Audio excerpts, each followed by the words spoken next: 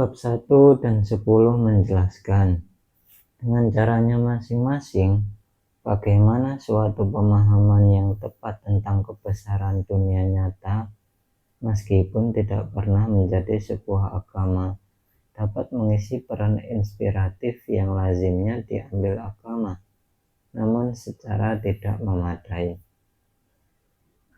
Pembangkit kesadaran keempat saya adalah kebanggaan ateis.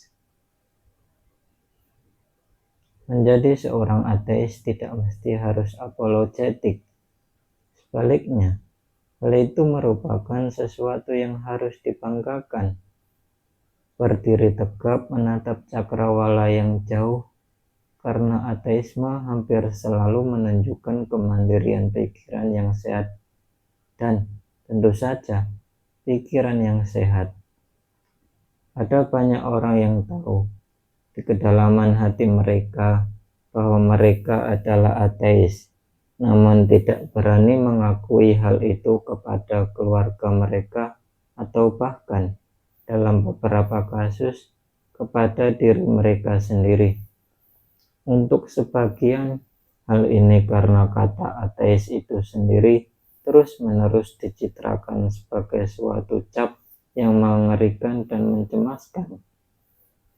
Bab 9 mengutip kisah tragikomik komedian Julia Sweeney tentang penemuan orang tuanya dengan membaca sebuah surat kabar bahwa ia telah menjadi seorang ateis. Tidak percaya Tuhan hampir mereka lakukan, namun seorang ateis, suara sang ibu hampir berteriak. Di titik ini saya perlu mengatakan sesuatu khususnya kepada para pembaca Amerika, karena religiusitas Amerika sekarang ini merupakan sesuatu yang sangat mencolok. Pengacara Wendy Kaminer hanya sedikit membesar-besarkan ketika ia mengatakan bahwa menertawakan agama sama berbahayanya seperti membakar bendera di American Legion Hall. Status kaum ateis di Amerika sekarang ini sama dengan status kaum homoseksual 50 tahun yang lalu. Sekarang, setelah gerakan Gay Pride menjadi mungkin, meskipun masih tidak mudah bagi seorang homoseks untuk dipilih menjadi pejabat publik. Sebuah polling Gallup yang dilakukan pada 1999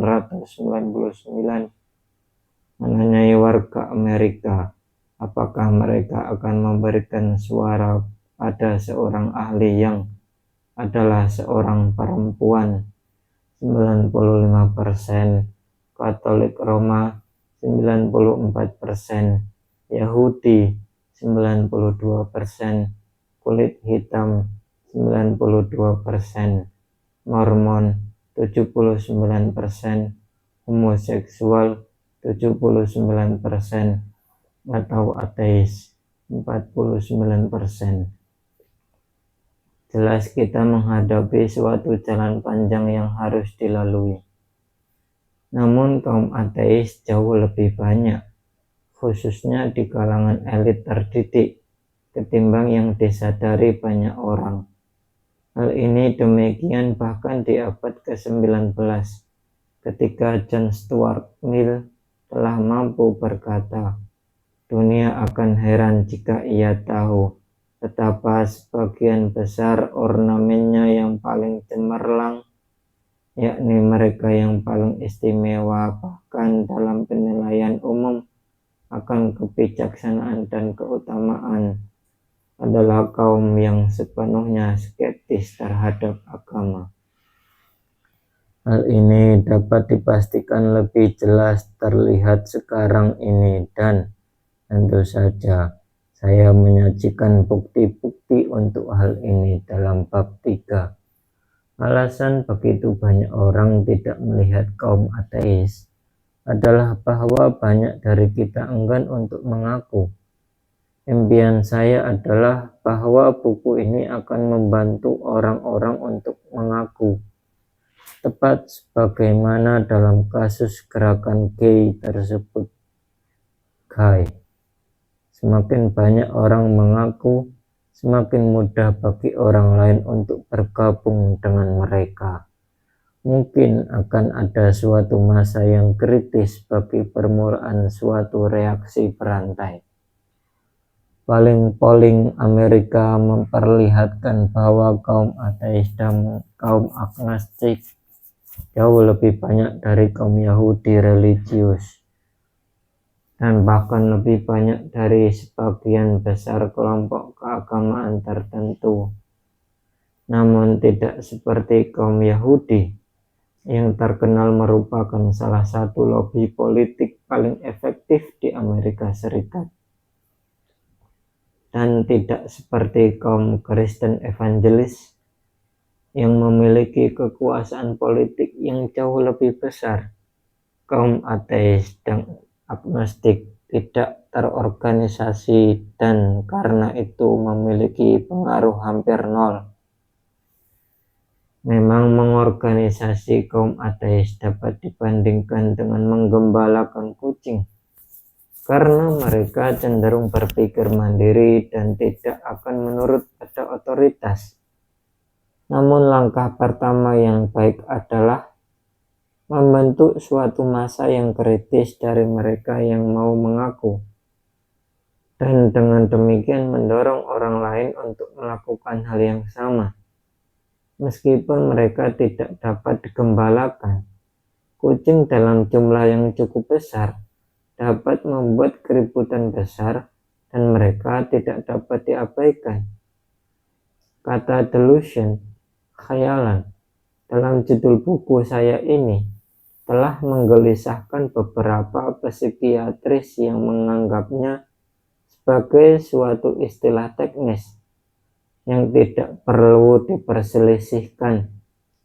3 orang di antara mereka menulis kepada saya dan menawarkan suatu istilah teknis khusus untuk khayalan keagamaan. Relusion. Mungkin itu akan kena.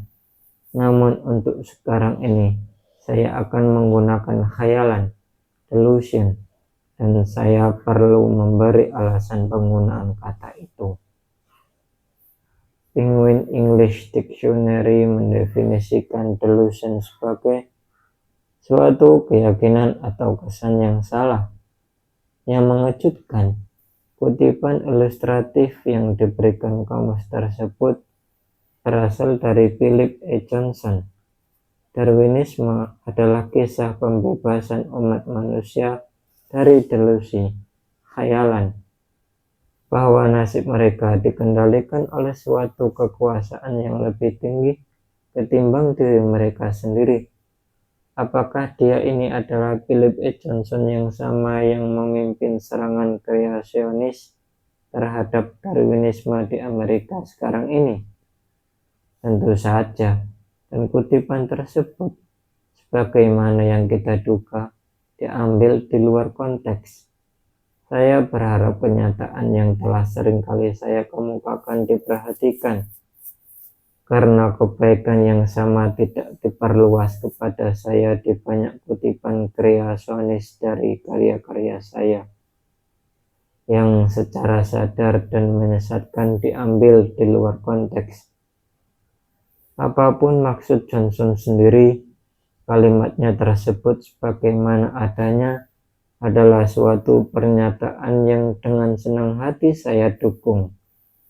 Kamus yang disediakan oleh Microsoft Word mendefinisikan delusi, khayalan, sebagai suatu keyakinan salah yang diyakini di hadapan bukti-bukti yang kontradiktif, khususnya sebagai suatu gejala kekacauan psikiatris.